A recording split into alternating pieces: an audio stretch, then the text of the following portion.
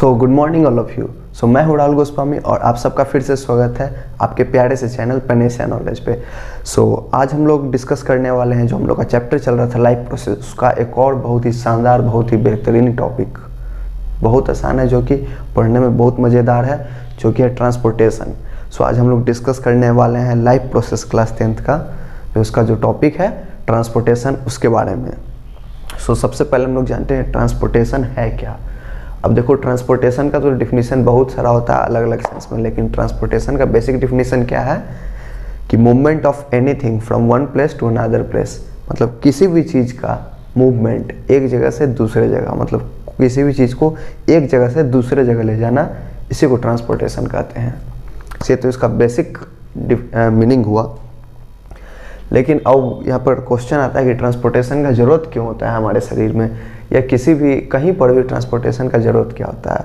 तो चलो एक थोड़ा सा एक शॉर्ट एग्जांपल देखते हैं नदी से। ओके, गंगा रिवर के बारे में तो आप सभी ने सुना ही होगा।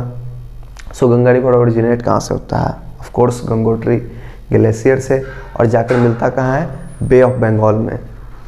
सपोज करो, अगर रिवर में क्या होता है? पानी होता है। ट्रांसपोर्ट किस चीज़ का होता है? पानी का होता है। उसके अंदर जो सिल्ट होता है, बालू होता है, फिशेज होती हैं, उन सब का ट्रांसपोर्टेशन होता है। सपोज करो, अगर गंगा रिवर है, गंगोत्री ग्लेशियर से ओरिजिनेट हो रहा है, लेकिन उसमें ट्रांसपोर्टेशन हो ही नहीं रहा है, तो क्या होगा? अब वो जो उसका जो पाथ है गंगोत्री ग्लेशियर से ओरिजिनेट होके उत्तराखंड, यूपी, बिहार, वेस्ट बंगाल होते हुए जो जाता है, उसका जो वे है बे ऑफ बंगाल में जाकर वो जो मिलती है, अगर वो ट्रांसपोर्ट नहीं हुई तो क्या होगा? गंगोत्री ग्लेशियर के आसपास का इलाका जहाँ पर, वहाँ पर ज़्यादा पानी हो जाएगा, सरप्लस अमाउंट ऑफ वाटर हो जाएगा। ठीक है, हो सकता है वहाँ पर बाढ़ भी आ जाए, लेकिन वाटर ट्रांसपोर्ट ना होने के कारण क्या होगा? इधर का जो रीजन हो जाएगा, उत्तर प्रदेश, बिहार, इन सब राज्यों में क्या होगा? सूखा पड़ने लगेगा। मतलब ट्रांसपोर्टेशन का ज़रूरत किस लिए होता है? ताकि हम अपना जो बेसिक है, जो डेली लाइफ प्रोसेस है, जो भी हम लोग का ज़रूरत का चीज़ है, वो हमें मिल सके और हम अपना जीवन यापन कर सकें। ठीक है, फॉर हमारे सर्वाइवल के लिए। अब देखो, हमारे बॉडी में किस लिए ज़रूरत है? अब देखो, हमारे बॉडी में क्या होता है? मान लो फूड, हम लोग एयर इनहेल करते हैं लंग्स में एल्वेओलर सैक होता है, वहाँ पर गैसेस एक्सचेंज हो जाता है। तो क्या ज़रूरत वहीं पर होता है उसका गैस का? नहीं, हमारे शरीर के सारे पार्ट्स में गैस का ज़रूरत होता है, क्योंकि हर जगह सेल है और हर सेल के अंदर रेस्पिरेशन का प्रोसेस होते रहता है। तो क्या चाहिए? तो हम लोग को ट्रांसपोर्टेशन चाहिए, क्योंकि अगर अच्छा ट्रांसपोर्टेशन रहेगा तभी जाकर हमारे पूरे शरीर में ऑक्सीजन का रिक्वायरमेंट पूरा होगा। तो किस लिए हमें ट्रांसपोर्टेशन का ज़रूरत है? तो साफ हम लोग देख सकते हैं, ताकि हमारे शरीर में ऑक्सीजन का ट्रांसपोर्टेशन हो सके, पानी का हो सके, ऐसे बहुत सारे चीज़ों का। अब देखा जाए, what are the things which is transported. अब कौन से चीज़ जो कि ट्रांसपोर्ट होते हैं? अगर हम अपने शरीर के बारे में देखते हैं, अगर हम अपने शरीर के अंदर देखते हैं, ह्यूमन बीइंग में कौन सी चीज़ के, किस चीज़ का ट्रांसपोर्टेशन होता है? हम लोग अब अगर अपने शरीर के अंदर देखते हैं, तो हमारे शरीर के अंदर बेसिकली फूड का, डाइजेस्टेड फूड जो होता है, जो फूड डाइजेस्ट हो जाता है, जैसे कि प्रोटीन, कार्बोहाइड्रेट, इन सब का ट्रांसपोर्टेशन होता है। साथ ही साथ विटामिन्स का, मिनरल्स का, वाटर का होता है ट्रांसपोर्टेशन। इंजाइम्स का ट्रांसपोर्टेशन होता है, साथ ही साथ हार्मोन्स का ट्रांसपोर्टेशन होता है। बहुत सारे ऐसे चीज़ें जो कि हमारे शरीर के अंदर ट्रांसपोर्ट होते हैं। अगर हम लोग प्लांट में बात करते हैं, पेड़ पौधा में किस चीज़ का ट्रांसपोर्टेशन की ज़रूरत है? तो पेड़ पौधे में हम लोग देख सकते हैं वो फोटोसिंथेसिस करता है, उसके लिए उसको क्या चाहिए? कार्बन डाइऑक्साइड चाहिए। उसको क्या कार्बन डाइऑक्साइड के ट्रांसपोर्टेशन का ज़रूरत है। साथ ही साथ उसको वाटर का ट्रांसपोर्टेशन का ज़रूरत है, जो कि वो सॉइल से लेता है। मिनरल्स के ट्रांसपोर्टेशन का ज़रूरत है। तो अलग अलग ऑर्गेनिज्म का अपना अलग अलग नीड होता है, और उसी नीड को, वही जो उसके लिए बहुत ज़रूरी चीज़ है, उसी का ट्रांसपोर्टेशन करते हैं वो। अब देखो, ह्यूमन बीइंग में ट्रांसपोर्टेशन अचीव होता है ट्रांसपोर्टिंग फ्लूइड से। ठीक है, मतलब कि ह्यूमन बीइंग जो इंसान है, हम लोग के अंदर ट्रांसपोर्टेशन ट्रांसपोर्टिंग फ्लूइड की मदद से होता है। ट्रांसपोर्टिंग फ्लूइड है क्या? तो एक है ब्लड, हमारे शरीर के अंदर एक ब्लड है और एक लिम्फ है। ठीक है। तो ब्लड को तो हम लोग सब जानते हैं, खून के नाम से ब्लड है, और दूसरा लिम्फ है। लिम्फ को हम लोग क्या बोलते हैं और क्या बोलते हैं, लिम्फ को हम लोग टिश्यू फ्लूइड भी बोलते हैं। तो दोनों के बारे में हम लोग पढ़ेंगे, ब्लड सर्कुलेटरी सिस्टम और लिम्फेटिक सर्कुलेटरी सिस्टम, दोनों के बारे में पढ़ेंगे। सो दोनों मिला के क्या बनता है, ह्यूमन सर्कुलेटरी सिस्टम फाइनली। तो ट्रांसपोर्टेशन तो दो चीज़ों से होता है, दो ट्रांसपोर्टिंग फ्लूइड से। तो पहले हम लोग ब्लड के बारे में पढ़ते हैं, उसके बाद हम लोग लिम्फ के बारे में पढ़ेंगे। तो पहले ब्लड के बारे में हम लोग पढ़ लेते हैं थोड़ा डिटेल में। तो अब हम लोग ब्लड के बारे में देखते हैं, अच्छे से पढ़ते हैं ब्लड के बारे में। ब्लड है क्या? सो ब्लड क्या है, made up of different components. Blood अलग अलग कंपोनेंट से मिलकर बना हुआ है। ब्लड में बहुत सारे अलग अलग चीज़ होते हैं, ठीक है। अब ब्लड में होता क्या है, तो blood is made up of plasma. जो खून होता है या ब्लड होता है वो प्लाज्मा से मिलकर बना हुआ होता है। उसमें प्लाज्मा होता है, आरबीसी होता है, आरबीसी, डब्ल्यूबीसी, प्लेटलेट्स। आरबीसी को क्या बोलते हैं, रेड ब्लड सेल या रेड ब्लड कॉर्प सेल्स। उसी तरह डब्ल्यूबीसी को वाइट ब्लड कॉर्प सेल्स या वाइट ब्लड सेल और प्लेटलेट्स। तो ब्लड किस चीज़ से मिलकर, सबसे पहला बात तो ब्लड डिफरेंट कंपोनेंट से मिलकर बना हुआ है। अब ब्लड का कंपोनेंट क्या है, तो ब्लड का कंपोनेंट क्या है, प्लाज्मा है, आरबीसी है, डब्ल्यूबीसी और प्लेटलेट्स है।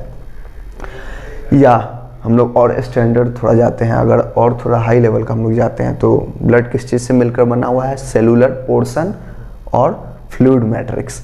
सेलुलर पोर्शन को ही फॉर्म्ड एलिमेंट के नाम से भी जानते हैं और फ्लूइड मैट्रिक्स को ही फ्लूइड मीडियम के नाम से जानते हैं, ठीक है। इसको भी हम लोग अभी अच्छे से इसके बारे में हम लोग पढ़ेंगे, अच्छे से इसके बारे में हम लोग डिटेल में इसको समझेंगे। सेलुलर पोर्शन है क्या और फ्लूइड मैट्रिक्स है क्या।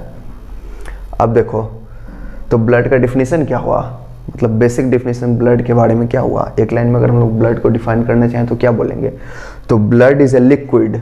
ब्लड एक ऐसा लिक्विड है जो कि मिलकर बना है किस चीज़ का, प्लाज्मा का, जिसमें red blood cell, white blood cell और प्लेटलेट्स उसमें सस्पेंडेड होते हैं, मतलब उसमें लटके हुए होते हैं और उसी में तैरते हैं। तो ब्लड है क्या, तो ब्लड एक लिक्विड है जो कि प्लाज्मा से मिलकर बना हुआ है, जिसमें white blood cell, red blood cell और प्लेटलेट्स उसमें लटके हुए होते हैं और उसी में तैरते हैं। अब ब्लड के स्टडी को क्या बोलते हैं, study of blood is called haematology.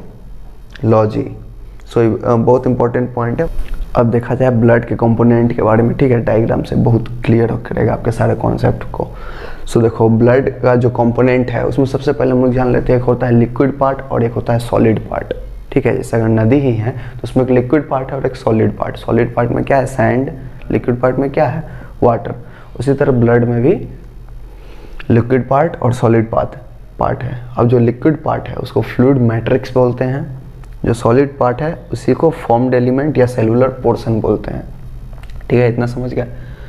ये जो फ्लूइड मैट्रिक्स है इसके अंदर क्या आता है, प्लाज्मा, या सिंपली कह सकते हैं प्लाज्मा को हम लोग फ्लूइड मैट्रिक्स बोलते हैं। इतना समझ आ गया।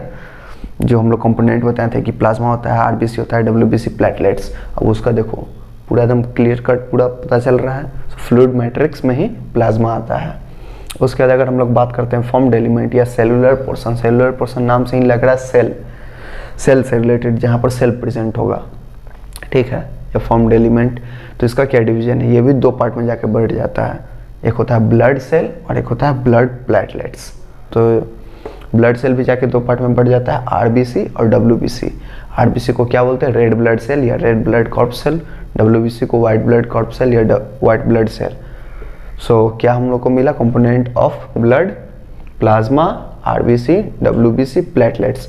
अब ये जो आरबीसी है इसको और किस नाम से जानते हैं हम लोग, आरबीसी को हम लोग इरिथ्रोसाइट के नाम से भी जानते हैं, लिख देते हैं।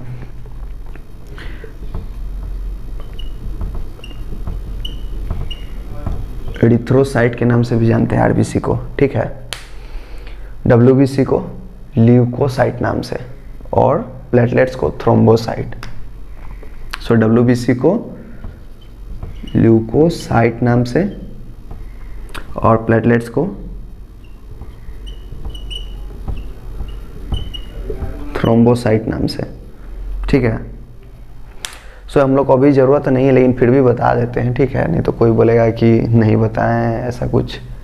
सो आरबीसी को इरिथ्रोसाइट, डब्ल्यूबीसी को ल्यूकोसाइट, ब्लड प्लेटलेट्स को थ्रोम्बोसाइट। अब जानते हैं डब्ल्यूबीसी भी जाकर बहुत सारे पार्ट में डिवाइड होता है। डब्ल्यूबीसी जाकर किस में होगा डिवाइड, ग्रेन्युलोसाइट, ए ग्रेन्युलोसाइट, फिर उसके बाद ग्रेनुलोसाइट जाकर डिवाइड होगा एसिडोफिल, इसिनोफिल, बेसिलोफिल, न्यूट्रोफिल। फिर एक ग्रेनुलोसाइट वो भी जाकर डिवाइड कर जाता है बी लिम्फोसाइट, टी लिम्फोसाइट, ऐसे करके बहुत सारा उसका डिवीजन चल जाता है। तो इतना जानने का जरूरत नहीं है, बस इतना जान लो कि बहुत ज़्यादा आप लोग को अच्छे तरह से समझ आया होगा। आई होप कुछ भी प्रॉब्लम हो, कहीं पर भी थोड़ा भी डाउट हो, तुरंत आप लोग कमेंट करके बताइए कि यहाँ पर डाउट है, यहाँ पर डाउट है, यहाँ पर डाउट है। सिंपल। तो ब्लड के डिफरेंट कंपोनेंट के बारे में जान लेते हैं। तो ब्लड का कंपोनेंट है प्लाज्मा। पहले उसके बारे में हम लोग जानते हैं प्लाज्मा है क्या। सो प्लाज्मा लिक्विड पार्ट है ब्लड का, जैसा कि अभी हम लोगों ने देखा कि एक लिक्विड पार्ट होता है, एक सॉलिड पार्ट होता है। लिक्विड पार्ट को फ्लूइड मैट्रिक्स बोलते हैं या फ्लूइड मीडियम भी बोलते हैं। सो वो क्या है प्लाज्मा। प्लाज्मा क्या है, लिक्विड पार्ट है ब्लड का। प्लाज्मा किस कलर का होता है, पेल येलो और स्ट्रॉ कलर का, मतलब कि येलोइश कलर होता है थोड़ा सा ब्राउनिश टच के साथ। ओके, सो प्लाज्मा का कलर होता है पेल येलो या स्ट्रॉ कलर। इसका इमेज मैं दे दूंगा आप लोगों को। अब प्लाज्मा में होता क्या है, देखो प्लाज्मा में 90 से 92% वाटर होता है।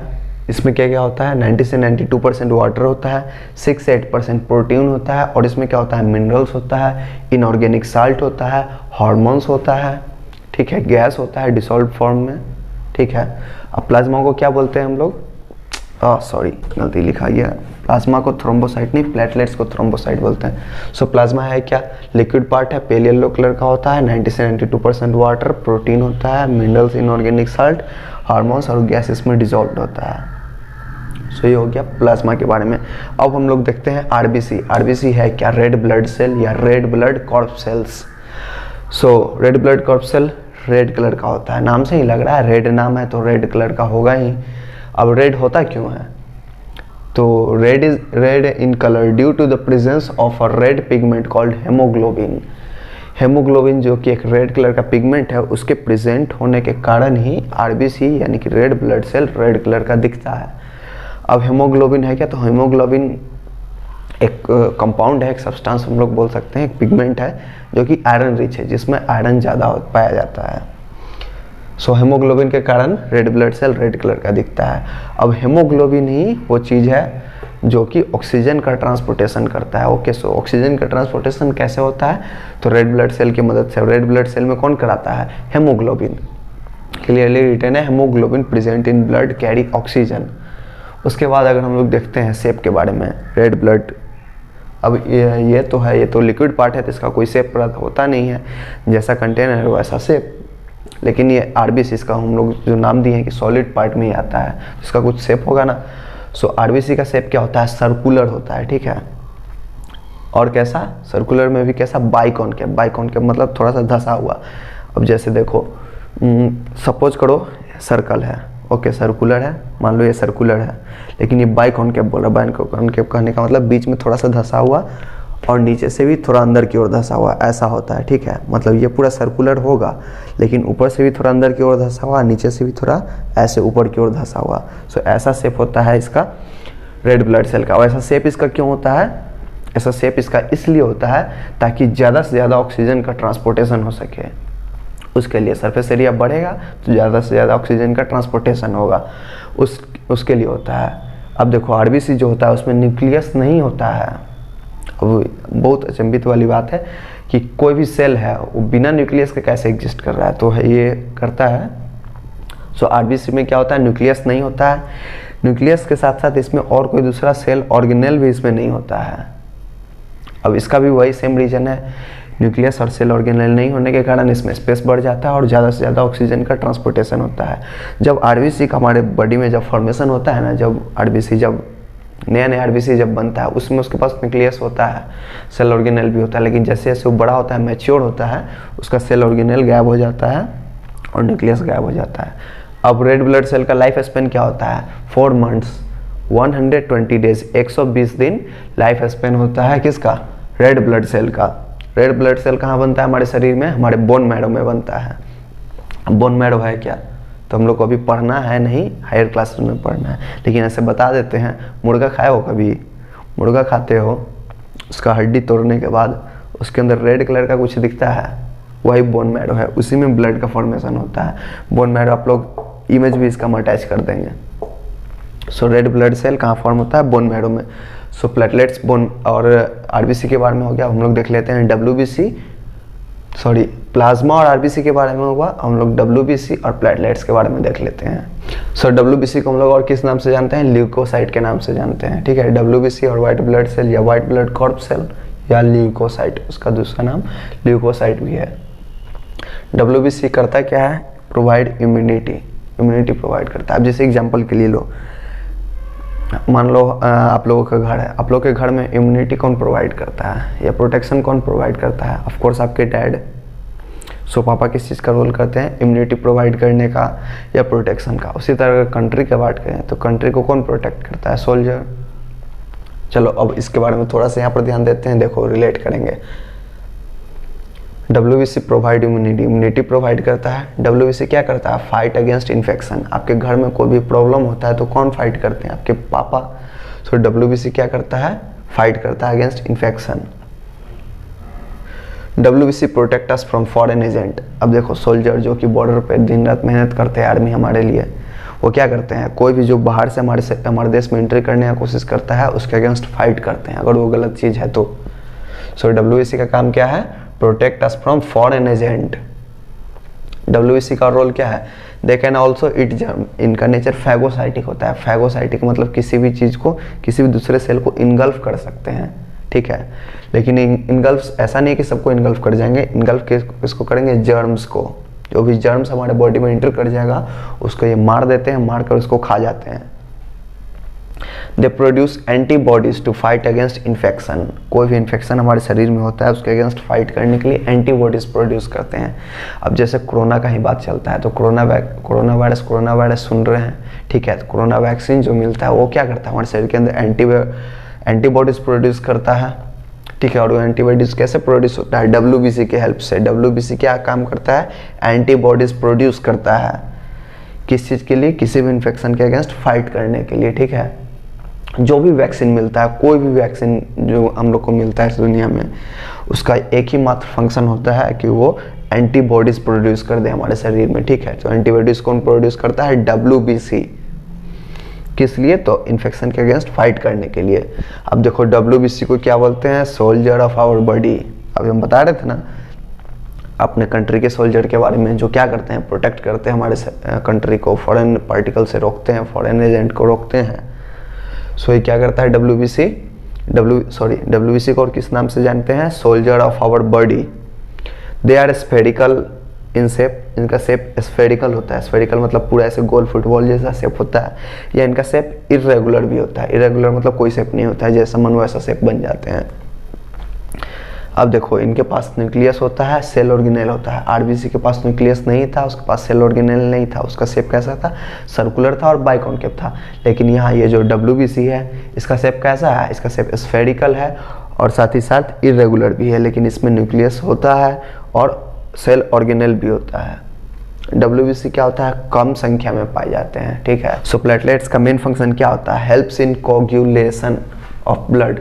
मतलब कि खून को जमाने का काम करता है। और ऐसा नहीं कि हमारे शरीर के अंदर है, हमारे शरीर के अंदर तो ब्लड में तो प्लेटलेट्स है तो हमारे शरीर के अंदर का खून क्यों नहीं जम जाता है, ऐसा बात नहीं है। इसका अलग मैकेनिज्म है कैसे खून को जमाता है। सो खून को कब जमाता है, जब कभी भी हम लोग को चोट लग जाता है, मान लो थोड़ा सा कट गया, ब्लड निकलने लगता है, थोड़ा देर बाद अपने आप जम जाता है, रुक जाता है ना, तो वही काम करता है प्लेटलेट्स, खून को जमा देता है वहाँ पर। ओके, सो प्लेटलेट्स का और क्या काम है, prevent leakage of blood from the injured blood vessel by forming clot. So अभी हम भी वही एक्सप्लेन कर रहे थे, प्लेटलेट्स का काम क्या होता है, ब्लड के लीकेज को रोकता है हमारे शरीर के इंजर्ड पार्ट से। अब किसी को सर पे चोट लग गया, किसी का यहाँ पे कट गया, तो क्या करता है उस समय जो ब्लड जो लीकेज होते रहता है उसको प्रिवेंट करता है, रोकता है बाय फॉर्मिंग क्लॉट, ठीक है। वहाँ पर धक्का जैसा बना देता है, वहाँ पर जाम जैसा कर देता है, जाम करके, और तब ब्लड के लॉस को रोक देता है, ठीक है, जमा देता है खून को वहाँ के खून को, ताकि आगे फर्दर लॉस नहीं हो। प्लेटलेट्स क्या है, प्लेटलेट्स टीनी फ्रैगमेंट है, छोटा छोटा टुकड़ा है किसका, स्पेशल सेल जो कि बोन मैरो में पाया जाता है। बोन मैरो में जो भी स्पेशल सेल पाया जाता है उसके छोटे छोटे टुकड़े से बना हुआ होता है प्लेटलेट्स। अब प्लेटलेट्स के पास न्यूक्लियस नहीं होता है, बनता ही है तो इसके पास न्यूक्लियस नहीं होता है, they do not have nucleus. और एक और बहुत इंपॉर्टेंट नोट करने वाली बात कि all the blood cell are made in bone marrow, सारे ब्लड सेल बोन मैरो में बनते हैं। ब्लड के फंक्शन को देख लेते हैं। ब्लड के बारे में इतना सारा चीज़ हम लोग पढ़े हैं, ब्लड के फंक्शन के बारे में देख लेते हैं शॉर्ट में जल्दी से। ब्लड का फंक्शन क्या है? तो ऑक्सीजन को कैरी करना, साथ ही साथ कार्बन डाइऑक्साइड को कैरी करना, और क्या फंक्शन? हार्मोन्स को कैरी करना, डाइजेस्टेड फूड को कैरी करना, चाहे वो कार्बोहाइड्रेट हो, प्रोटीन हो, विटामिन हो, ठीक है। सो डाइजेस्टेड फूड को कैरी करना ब्लड का फंक्शन है। और क्या है इसका फंक्शन? वेस्ट मटेरियल को कैरी करना, वेस्ट जो कि लिक्विड के फॉर्म में होता है, जैसे कि यूरिया। हमारे ब्लड में यूरिया पाया जाता है, आप लोगों को पता ही होगा। यूरिया हमारी किडनी में जाता है, वहाँ से फिर वो फिल्टर होता है, ठीक है। तो वेस्ट को भी कैरी करता है जो कि यूरिया है। और क्या करता है? हम लोग को प्रोटेक्ट तो करता है ये फॉरेन एजेंट से, इम्यूनिटी प्रोवाइड करता है। फंक्शन लिखने के लिए बहुत सारे लिख सकते हैं, लेकिन हम यहाँ पे शॉर्ट में लिख दिए मेन फंक्शन। और क्या करता है? हेल्प इन कोगुलेशन, ब्लड के जमने में काम करता है। कहीं पर भी कट फट जाता है तो वहाँ पर खून को जमा देता है ताकि खून का लॉस नहीं हो। और क्या करता है? Help in regulation of body temperature, most important. हमारे शरीर के टेम्परेचर को रेगुलेट करने में भी ब्लड का बहुत ज़्यादा इंपॉर्टेंट रोल है, ठीक है। सो ये तो हो गया ब्लड का फंक्शन। उसके बाद अब क्या लिखा हुआ है यहाँ पे? मेन ट्रांसपोर्ट सिस्टम जो कि ह्यूमन में है। हम बताए थे ना शुरू में कि एक ब्लड से होता है, एक लिम्फ से होता है। सो ब्लड से ब्लड सर्कुलेटरी सिस्टम, लिम्फ से लिम्फ सर्कुलेटरी सिस्टम। लेकिन हमारे बॉडी में मेनली किससे होता है? सो ब्लड से होता है। तो main transport system in human is blood circulatory system, ठीक है, जिसको मेनली हम लोग ह्यूमन सर्कुलेटरी सिस्टम के नाम से भी कहते हैं। सो ह्यूमन सर्कुलेटरी सिस्टम का 3 कंपोनेंट क्या है? ह्यूमन सर्कुलेटरी सिस्टम के 3 मेजर कंपोनेंट है। 3 मेजर कंपोनेंट का नाम क्या है? एक तो है ब्लड, खून। ब्लड तो इंपॉर्टेंट है ही, क्योंकि ब्लड सर्कुलेटरी सिस्टम है। ब्लड के बिना तो कुछ भी चीज़ का ट्रांसपोर्टेशन होगा ही नहीं। उसके बाद और क्या चाहिए? ब्लड वेसल चाहिए। ब्लड वेसल क्या? एक पाथवे चाहिए, एक ट्यूब जैसा स्ट्रक्चर। ब्लड वेसल है क्या? ट्यूब लाइक स्ट्रक्चर है हमारे शरीर में पूरा बना हुआ, एक रास्ता चाहिए ना जाने के लिए खून को। उसके बाद एक हार्ट। सो 3 कंपोनेंट क्या है? ब्लड है, ब्लड वेसल है, और हार्ट है। हार्ट को क्या कहते हैं? पंपिंग ऑर्गन के नाम से भी जानते हैं, ठीक है। तो ये था इतना। अब हम लोग नेक्स्ट क्लास में पढ़ेंगे इसके बाद का टॉपिक, ठीक है। एक बार इसको रिवाइज कर लेते हैं थोड़ा शॉर्ट में। तो हम लोग क्या क्या पढ़ें? सबसे पहले हम लोग पढ़े ट्रांसपोर्टेशन के बारे में। ट्रांसपोर्टेशन क्या है? तो किसी भी चीज़ का एक जगह से दूसरे जगह जाना, ठीक है, उसी को ट्रांसपोर्टेशन कहते हैं। ट्रांसपोर्टेशन क्यों जरूरी है, ठीक है। ट्रांसपोर्टेशन किस किस चीज़ों का ट्रांसपोर्टेशन होता है। उसके बाद ह्यूमन में ट्रांसपोर्टेशन कैसे होता है? ब्लड से होता है, लिम्फ से होता है। ब्लड किसे कहते हैं, ठीक है। तो ब्लड के अंदर क्या होता है? सेलुलर पोर्शन होता है, या फॉर्म्ड एलिमेंट और फ्लूइड मैट्रिक्स होता है, या सिंपल कहें तो प्लाज्मा होता है, प्लेटलेट्स होता है, आरबीसी होता है, डब्ल्यूबीसी होता है। उसका हम लोग फ्लो डायग्राम भी देखे। उसके बाद फिर हम लोग प्लाज्मा के बारे में हम लोग पढ़े। प्लाज्मा क्या है? पेल येलो कलर का है, लिक्विड पार्ट है, ठीक है। मेन इसका ये है, पेल येलो कलर का लिक्विड पार्ट है। उसमें 90 से 92% वाटर होता है, 6 से 8% उसमें प्रोटीन होता है। उसके बाद हम लोग क्या पढ़े? आरबीसी के बारे में। तो आरबीसी के शेप के बारे में पढ़े। बाइकॉन्केव उसका शेप होता है। आरबीसी को इरिथ्रोसाइट के नाम से भी जानते हैं, ठीक है।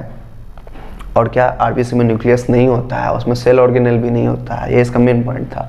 उसके बाद अगर डब्ल्यूबीसी के बारे में बात करें तो डब्ल्यूबीसी का काम क्या होता है? एंटीबॉडीज प्रोड्यूस करना, हमारे शरीर को प्रोटेक्ट करना फॉरेन एजेंट से, ठीक है। इम्यूनिटी प्रोवाइड करना। डब्ल्यूबीसी को और क्या बोलते हैं? सोल्जर ऑफ आवर बॉडी कहते हैं उसको हम लोग। और क्या? ल्यूकोसाइट नाम से भी जानते हैं, ठीक है। उसके बाद अगर हम लोग देखेंगे, उसके बाद प्लेटलेट्स के बारे में पढ़े थे। तो प्लेटलेट्स का मेन फंक्शन क्या था? ब्लड के कोगुलेशन में मदद करता था, मतलब कि खून के जमने में। कहीं पर कट छट जाए तो वहाँ पर वो आकर काम करता था। उसके साथ साथ प्लेटलेट्स का और कोई ज़्यादा फंक्शन नहीं है। लेकिन प्लेटलेट्स में क्या है, एक बात हम लोग नोटिस किए, प्लेटलेट्स में न्यूक्लियस नहीं होता है। प्लेटलेट्स बनता कैसे है? तो स्पेशल सेल बोन मैरो में जो होता है उसी के फ्रेगमेंट से, उसी के टूटने से बनता है, ठीक है। और एक और चीज़ हम लोग देखे थे कि सारा ब्लड सेल कहाँ पे फॉर्म होता है? बोन मैरो में फॉर्म होता है। ब्लड के स्टडी को क्या बोलते हैं? हेमेटोलॉजी बोलते हैं। तो ये तो शॉर्ट हो गया पूरा, जितना इस वीडियो का था शॉर्ट में एक्सप्लेन कर दिए। फंक्शन क्या था ब्लड का? तो ब्लड का फंक्शन क्या है? हम लोग अब जितना हम लोग पढ़ लिए उससे हम लोग तो ऐसे ही गिन सकते हैं। ऑक्सीजन को कैरी करना, कार्बन डाइऑक्साइड को कैरी करना, हार्मोन्स को कैरी करना, साथ ही साथ कुछ एंजाइम्स को कैरी करना, डाइजेस्टेड फूड को कैरी करना, protein, carbohydrate, mineral, vitamin, water सबको कैरी करना, साथ ही साथ वेस्ट मटेरियल जो कि यूरिया है उसको भी कैरी करना, जो कि लिक्विड फॉर्म में होता है। उसके साथ साथ हमारे बॉडी को प्रोटेक्ट करना, फॉरेन एजेंट से एंटीबॉडी प्रोड्यूस करना, इम्यूनिटी प्रोवाइड करना, हमारे शरीर के टेम्परेचर को रेगुलेट करना, कोगुलेशन में मदद करना। कितना सारा पॉइंट, बहुत सारा पॉइंट बता दिए।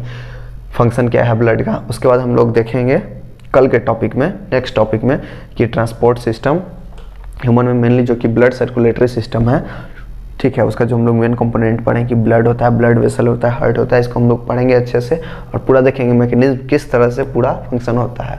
सो till then keep studying, have a nice biology. So मिलते हैं नेक्स्ट वीडियो में।